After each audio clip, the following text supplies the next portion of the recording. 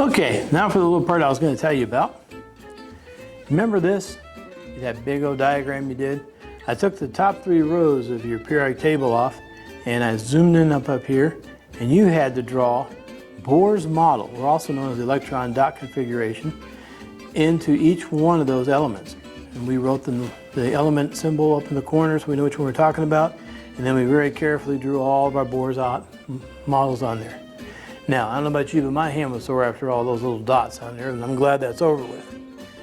But the reason why we did this is to show you that there's a very specific reason why that these are in the pattern that they are. Why does the periodic table look the way it does? And this is very, very important to show you how that is coming about.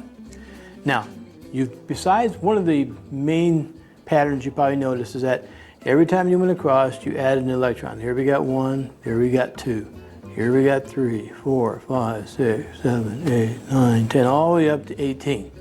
Okay?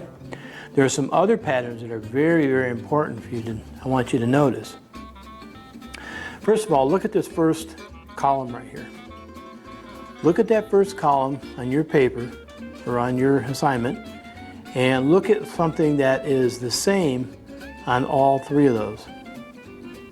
Now, of course, they all have a nucleus, but that's not what we're really concerned about, so we're talking about electrons here. This one's only got 1 on the inside shell, that one's got 2, that one's got 2. This has got a lot, and it's kind of different, but there's one thing in particular that's very much the same. This one, this hydrogen, only has 1 electron in its outermost shell. So it only has 1 valence electron.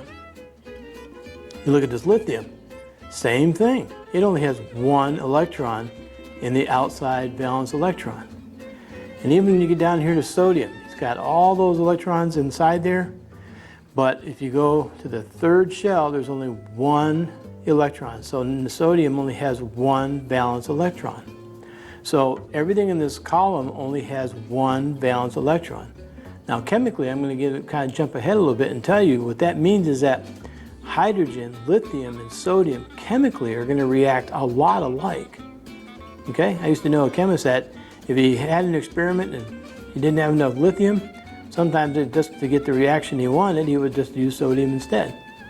Because they all have 1 electron in the outside shell, they're all going to behave very, very much alike during a chemical reaction. Now go to column 2. Guess how many electrons in the outside shell? 1, 2. Down here, magnesium, 1, 2. So these are in the 2nd column, and they have 2. Do you see the pattern? Column 1 has 1, column 2 has 2.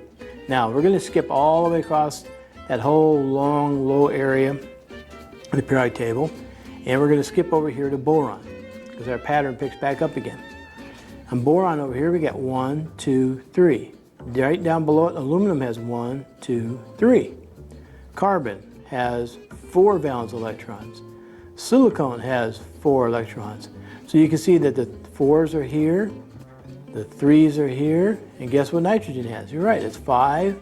Oxygen has 6. Fluorine and chlorine have 7. And then when you get all the way over here to the last column, there's 8 in the outside shell for neon, 8 in the outside shell for argon. But helium's the only oddball. Helium, instead of having, of course, 8, it only needs 2.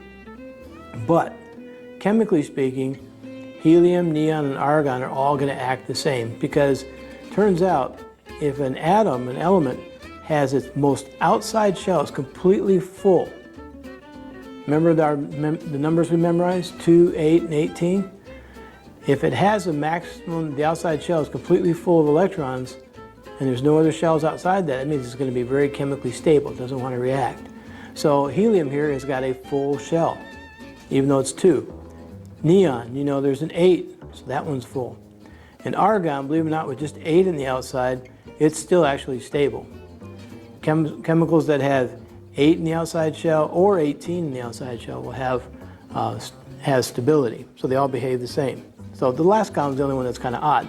Now to symbolize this and make life easier, we're going to use Roman numerals. Okay, do you remember your Roman numerals?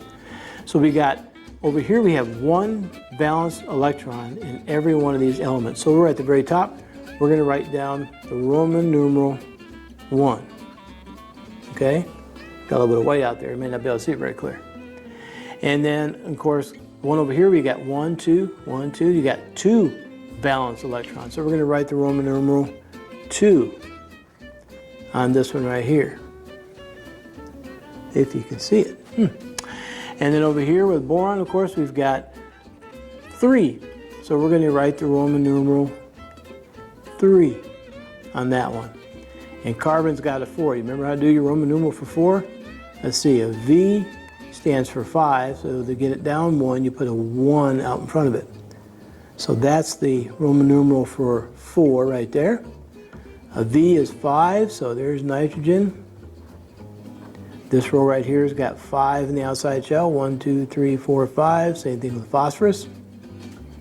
Oxygen's got 6 in the outside, so we're going to do V and then 2 lines after it. Oops, I'm sorry, 1 line after that. Let's make one big thick one. Almost messed up, I'm getting ahead of myself. So oxygen here, its column has 6.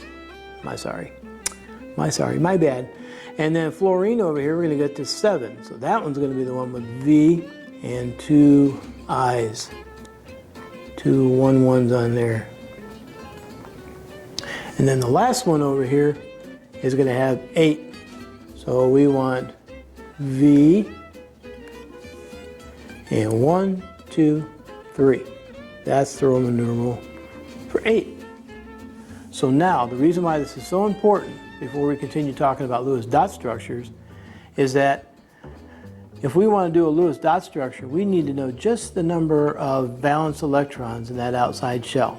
And now we don't have to draw Bohr's models anymore. We can just look at the Roman numeral at the top of each of the rows. Okay?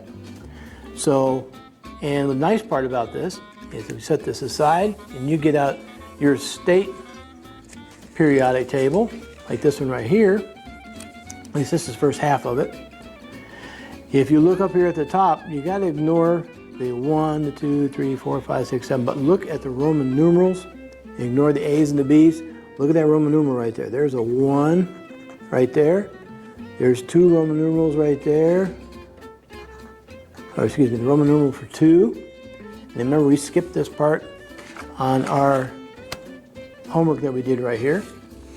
And then we did the other half of our periodic table over here. We picked up with boron right here. And sure enough, look at there. There's 1, 2, 3.